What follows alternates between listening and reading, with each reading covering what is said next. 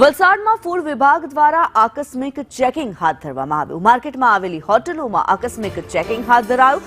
આકસ્મિક ચેકિંગને લઈને વેપારીઓમાં ફફડાટ ફેલાઈ ગયો। તહેવારોને લઈને ફૂડ વિભાગ દ્વારા આ પ્રમાણે ચેકિંગ હાથ ધરવામાં આવ્યું છે। ફૂડની લારીઓ પાસે ગંદકી સાફ કરવાના આદેશ આપવામાં આવ્યા છે। 7 દિવસ સુધી લારીઓ બંધ કરી ગંદકી સાફ કરવાના આદેશ કરવામાં આવ્યા છે। ત્યારે ફૂડ વિભાગ દ્વારા આકસ્મિક ચેકિંગની કાર્યવાહી કરવામાં આવી છે। જાવેદ ખાન અમારી સાથે જોડાયેલા છે। જાવેદ, આપની પાસેથી જાણવા માંગીશું, વલસાડમાં ફૂડ વિભાગ હરકતમાં આવ્યો છે, આકસ્મિક ચેકિંગ કરવામાં આવ્યું છે, શું માહિતી?